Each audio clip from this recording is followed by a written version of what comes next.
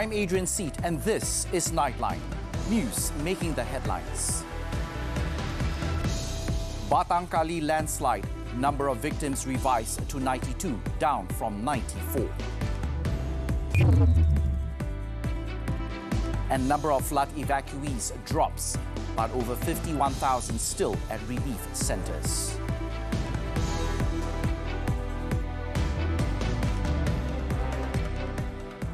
Thanks for joining us. The overall number of victims in the landslide tragedy at Father's Organic Farm campsite in Batang Kali has been revised to 92 and not 94, as previously reported. Selangor Police Chief Dato' Arjunaidi Mohamad said the new figure was obtained after several rounds of verification based on information and reports from various parties, including family members of the victims.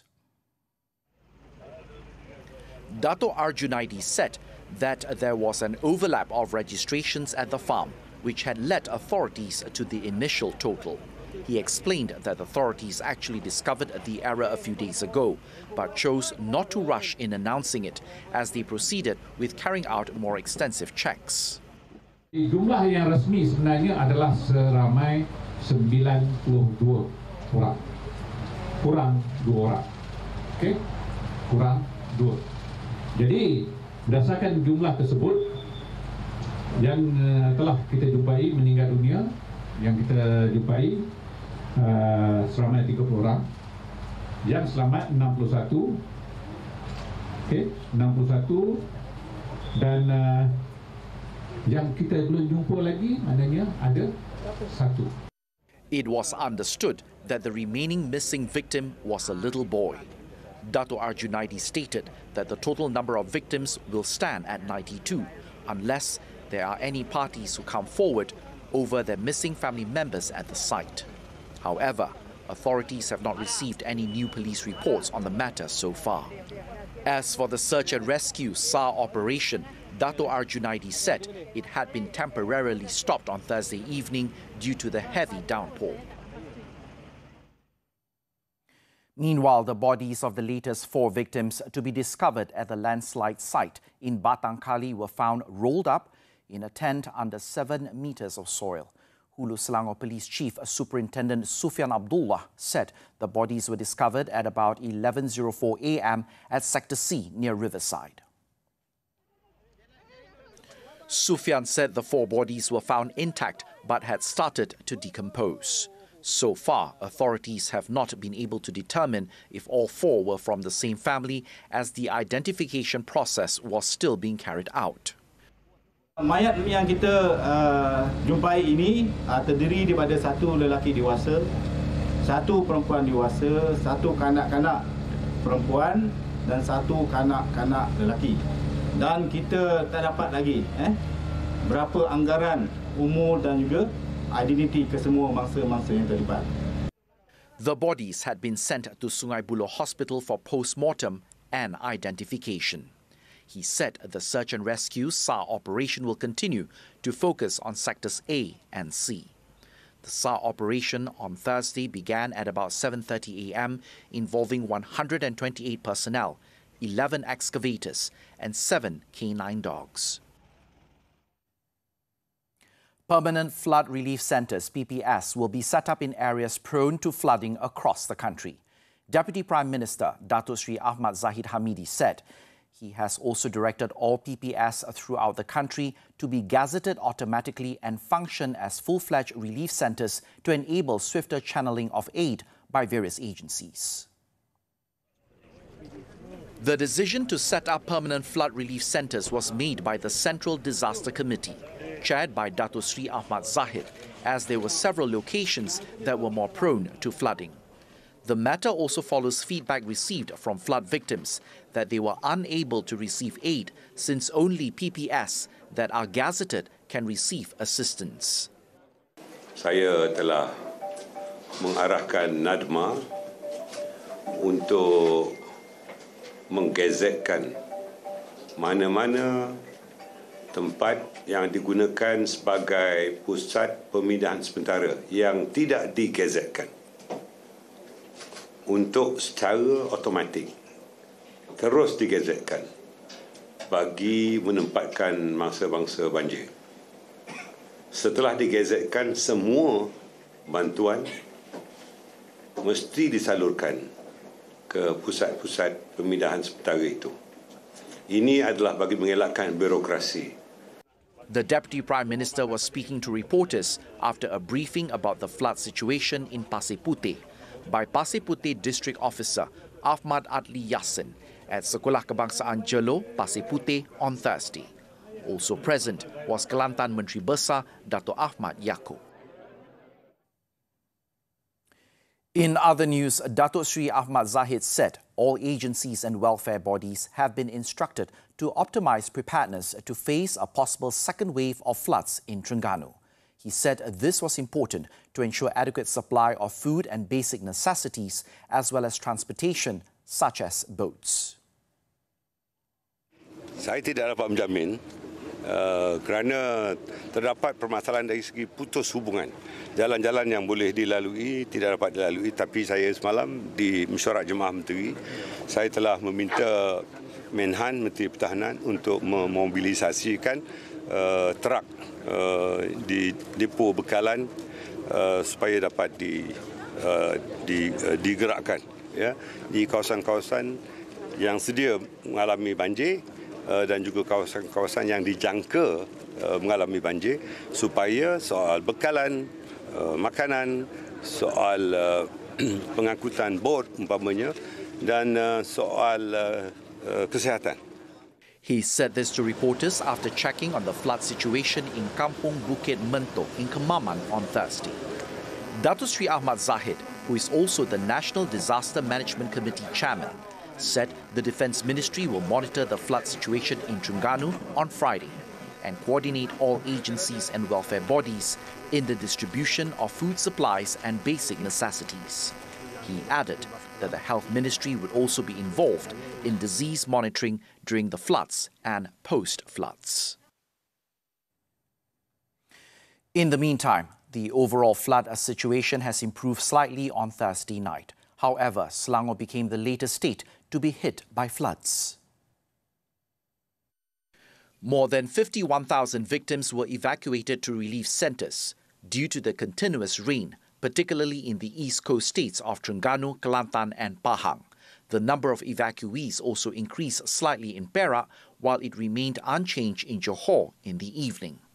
According to the Info Bencana JKM portal, the number of evacuees in Terengganu dropped to 26,892 people, housed in 182 relief centres in 9 districts. In Kelantan, the number of victims decreased to 24,690 in 75 relief centres. Over in Perak, the number of flood evacuees rose to 50 victims in 2 relief centres compared to 26 earlier. In Johor, the State Disaster Management Committee said that the number of evacuees in the Segamat district remained at 46, and all of them are being housed at 2 relief centres. As for Pahang, the total number of victims dropped to 22 people and are being housed at 1 relief centre in Kuantan. While in Selangor, the number of evacuees rose to 20 people, with 1 relief centre opened in Sungai Buloh. The Federal Territories Ministry has been restructured into the Federal Territories Department and will be under the purview of the Prime Minister's Department. It will be spearheaded by the department's Director General Datuk Sri Rosida Jaafar. The matter was announced by Chief Secretary to the Government, Tan Sri Muhammad Zuki Ali, in a Facebook post on Thursday. The post was made after Tan Sri Muhammad Zuki had attended a briefing by the department for Prime Minister Datuk Sri Anwar Ibrahim at the Kuala Lumpur City Hall DBKL headquarters earlier in the day. Following the briefing, Tan Sri Muhammad Zuki also accompanied Datuk Sri Anwar to a Federal Territories Interaction Council meeting. The council is a platform between the top authorities of the Federal Territories Department and MPs of the Federal Territories to discuss vital issues and propose implementation of development policies for citizens, especially those in the Federal Territories. Earlier, Datuk Sri Anwar convened a meeting with all members of Parliament, MPs, in Kuala Lumpur to discuss several policy matters and efforts to tackle the issues of urban poverty. In a posting on Facebook, Datuk Sri Anwar said, as he stressed before, the main focus of the current government is on the effort to help elevate the people's burden. The Prime Minister added that he also held a meeting with the top management of the City Hall in which he was given several briefings relating to its management and affairs. This was Datuk Sri Anwar's first visit to DBKL since his appointment as the country's 10th Prime Minister on November the 24th. Putrajaya residents with houses worth less than 300,000 ringgit each will receive a 30% reduction in their assessment tax beginning next year. In a statement, Prime Minister Datuk Sri Anwar Ibrahim said the tax cut would take effect from January the 1st, 2023 until a reassessment was done by Putrajaya Corporation. He said the tax reduction is applicable for homes that have been completed since 2017 and will affect some 8,500 units. The reduction comes after the government had received feedback that the assessment tax rate for homeowners in Putrajaya was much higher compared to its neighbouring areas. The Prime Minister said this was also in line with the unity government's efforts to alleviate the people's burden, especially those from the B40 and M40 groups who own affordable homes in Putrajaya. Bismillahirrahmanirrahim.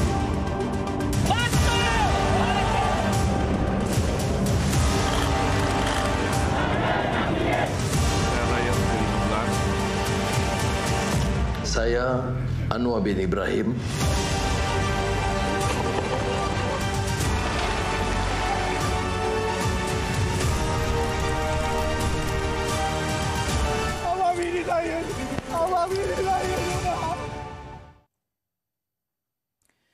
The government will strive to ensure that all funds and initiatives that have been prepared reaches the intended target groups. At the same time, Prime Minister Datuk Sri Anwar Ibrahim on Thursday called on government departments to be thrifty by refraining from hosting grand celebrations and minimize gifting, including clothes such as batik garments. In his speech at the National Level Traders and Small Traders Convention 2022 in Putrajaya, Datuk Sri Anwar called for a stop to such practices and urged for those in need to be prioritised instead. Dan saya percaya dalam tempoh beberapa bulan ini, 1-2 bulan, tahun depan insya-Allah kita akan pastikan Jemaah Menteri memberi penumpuan ini supaya semua kementerian termasuk Jabatan Perdana Menteri, Kementerian Keuangan dan semua kementerian memberi fokus yang sama kerana saya mahu lihat benar-benar bahawa negara ini bukan saja bicara soal rakyat, bukan saja bicara soal hidup rakyat atau hidup Melayu, tetapi betul-betul memberi kerjasama, dukungan dan bantuan supaya rakyat yang susah ini benar-benar hidup dengan selesa. He said there were certain quarters who have disputed his recent decision to decline the use of a Mercedes-Benz S600 limousine as his official car, as well as those who might see that declining the gift of a batik shirt as a small matter. However, the Prime Minister asserted that such small savings could cumulatively have a big impact on the people. Meanwhile, the Prime Minister also urged for activities by so-called agents who obtain licenses for Ramadan bazaars and night markets to also stop, as they are making it difficult for petty traders to earn a living. Also present at the event were Domestic Trade and Cost of Living Minister Datuk Sri Salahuddin Ayub, Entrepreneur Development and Cooperatives Minister Datuk Iwan Benedict and his Deputy Saraswati Kandasamy, and the Ministry's Secretary-General, Datuk Sri Suryani Ahmad. A total of 2,500 hawkers and petty traders nationwide attended the conference organised by the Entrepreneur Development and Cooperatives Ministry. A permanent secretariat led by the Ministry of Domestic Trade and Cost of Living, KPDN, together with the Ministry of Economy, will be established in the near future to address issues related to the people's cost of living. Domestic Trade and Cost of Living Minister Dato' Salahuddin Ayub said the secretariat that will be headed by the Secretaries General of the two ministries and comprise officials from the Department of Statistics Malaysia (DOSM) and the Economic Planning Unit (EPU) will present a comprehensive plan to deal with the cost of living issues. Dato' Salahuddin said the establishment of the Secretariat was decided following a 2-hour meeting with Economy Minister Rafizi Ramli on Thursday, which was also attended by DOSM and EPU officials. Kami telah bincang banyak perkara.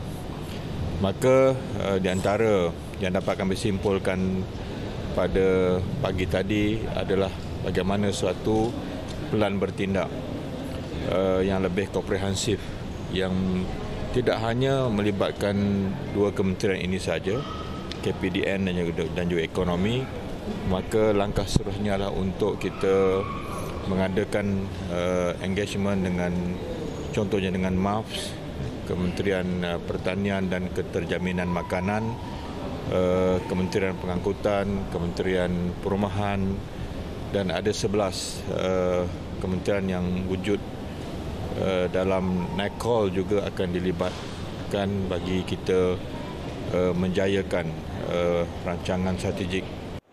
He was speaking to reporters after receiving a donation of basic food from Syarikat Tamin Sendirian Berhad at his ministry for the purpose of aiding flood victims in Kelantan, Terengganu, Pahang, Perak and Johor. Asked whether the Secretariat would replace the duties and functions of the Special Jihad Against Inflation Task Force, he said the matter has not yet been decided.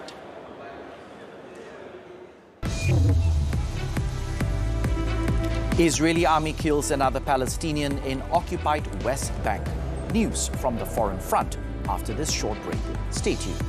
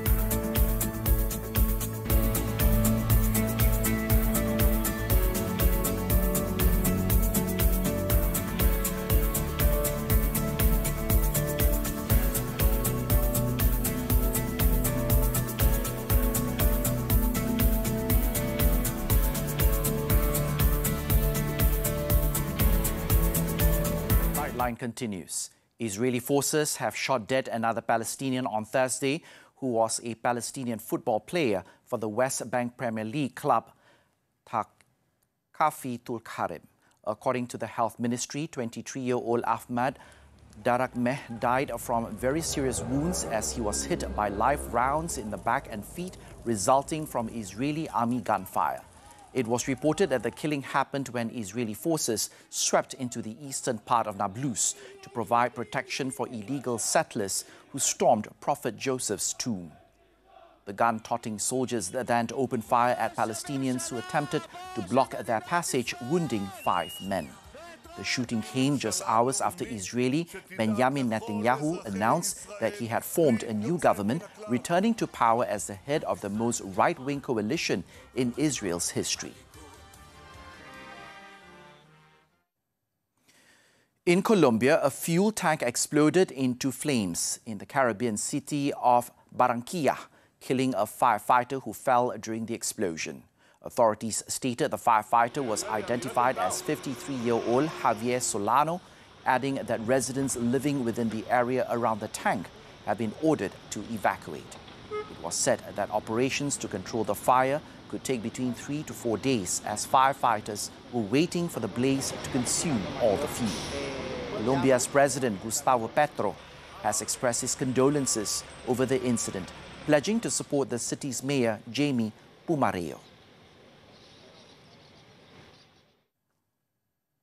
Japan on Thursday approved one of the world's first blood test kit to detect signs of Alzheimer's disease, paving the way for a simpler and speedier diagnosis of the brain-wasting ailment for which a blockbuster therapy is finally on the horizon.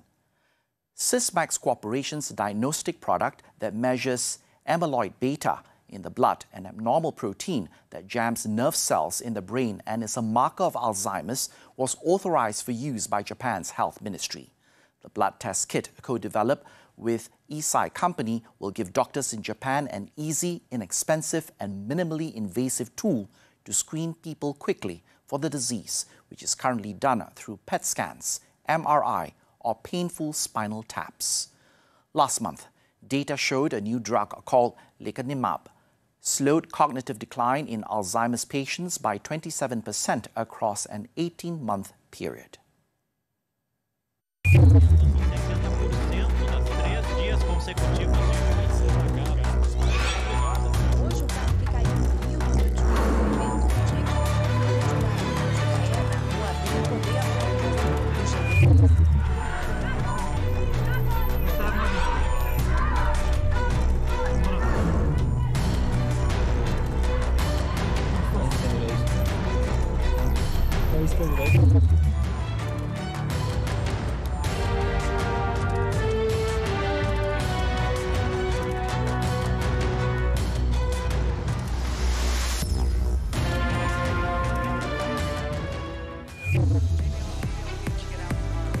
Domantas Sobanis dropped a triple-double as Kings beat Lakers. Sports when we return.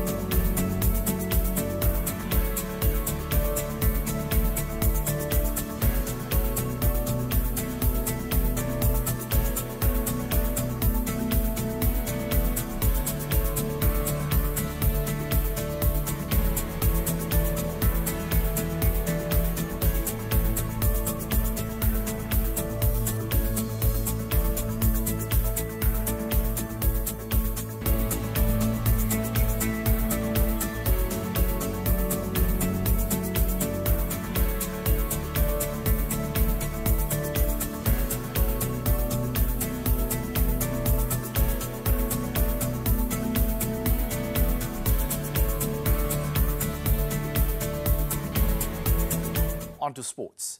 Domantas Sobanis had 13 points, 21 rebounds and 12 assists to lead the Sacramento Kings to a 134-120 win over the Los Angeles Lakers on Wednesday night. Sabonis recorded his second triple-double of the season to go along with 9 straight double-doubles, with his NBA leading 22 this year.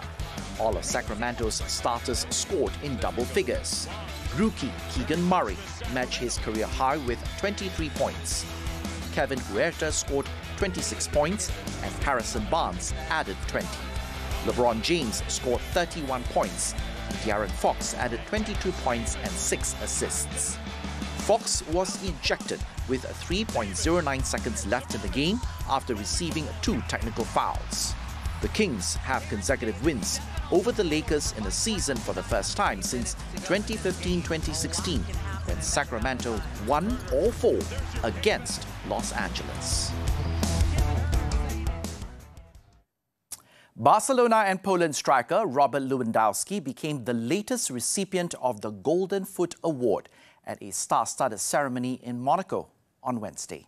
Lewandowski's final season with Bayern Munich saw him finish the season with 35 goals, and in addition, he also picked up his second consecutive European Golden Shoe.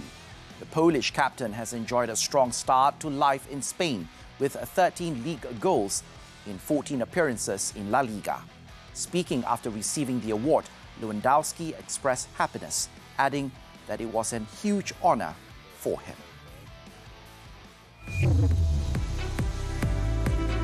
Up next, labourer charged with sexually assaulting girl. Stay tuned.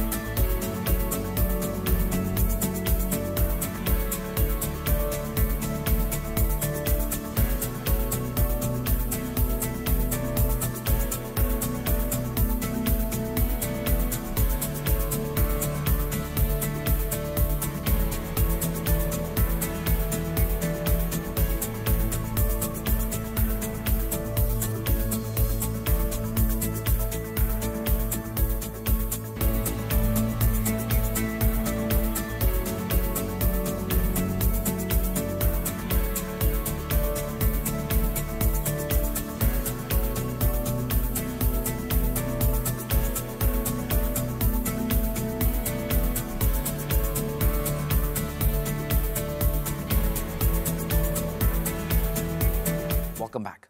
In Kedah, a labourer was charged by the Alostar Sessions Court on Thursday with sexually assaulting a 10-year-old girl early this month. The 56-year-old man claimed trial after the charge was read out to him before Judge Jean Sharmila Jesudasan. It was understood that the accused, who is a father of 5 children, is related to the victim. The offence was allegedly committed at a house in Pendang on December the 10th. The charge, framed under the Sexual Offences Against Children Act, provides imprisonment for up to 20 years and whipping upon conviction. The court allowed him bail of 13,000 ringgit with 1 surety and ordered the accused not to harass the girl. The court then set January the 19th for mention.